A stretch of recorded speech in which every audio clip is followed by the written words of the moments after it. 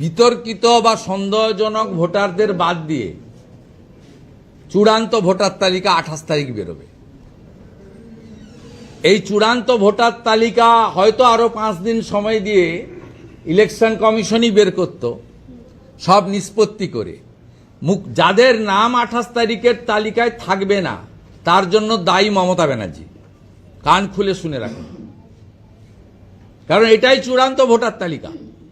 Supplementary তালিকা তখনই চূড়ান্ত হবে যখন আরপি অ্যাক্ট অনুযায়ী তথ্য কাগজপত্র বিতর্কিত বা সন্দেহজনক ভোটাররা স্যাটিসফাইড করতে পারবে।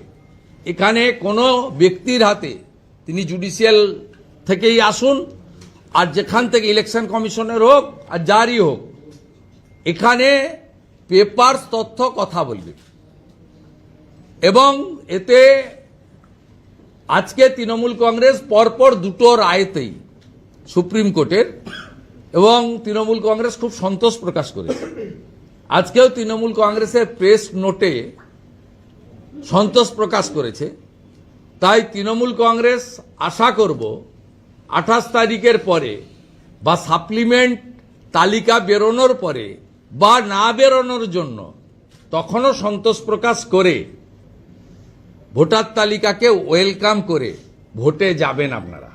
কারণ অন রেকর্ড আপনারা খুশি প্রকাশ করেছেন, যদিও আমরা জানি আপনাদের নিচের তলার কর্মী সমর্থকরা, র্যাঙ্ক এন্ড ফাইলরা, তারা যে হতাশায় ভুগছে, সেই হতাশা কাটানোর জন্য আপনারা এই আর্টিফিশিয়াল আইপ্যাকের তৈরি করে দেওয়া বিবৃতিটা প্রেসে এনেছেন।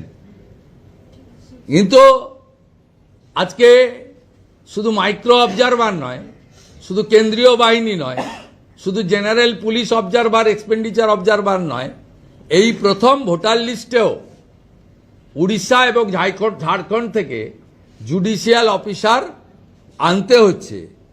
এর ফলে প্রমাণ হয়ে গেছে যে পশ্চিমবঙ্গে এই সামগ্রিকভাবে ভোটার তালিকার মতো একটি অত্যন্ত চলমান প্রক্রিয়া, 8টা এসআইআর হয়েছে, কখনো এই ধরনের অভূতপূর্ণ পরিস্থিতি তৈরি হয়নি এবং কখনো এই ধরনের সুপ্রিম কোর্টের হস্তক্ষেপ বা উড়িষ্যা ঝাড়খণ্ড থেকে জুডিশিয়াল অফিসার আনার ব্যবস্থা বিগত দিনে হয়নি।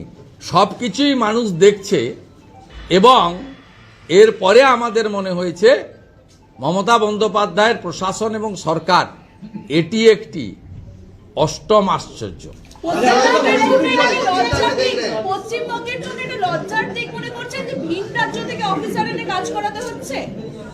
পশ্চিমবঙ্গে কিছু আছে নাকি? পশ্চিমবঙ্গে কিছু আছে নাকি? আপনারা তো আগেই দেখেছেন south eastern rail, eastern rail, তাদের রেলের এক্সামটা পশ্চিমবঙ্গের ছেলে মেয়েদের জন্য উড়িষ্যায় করছে।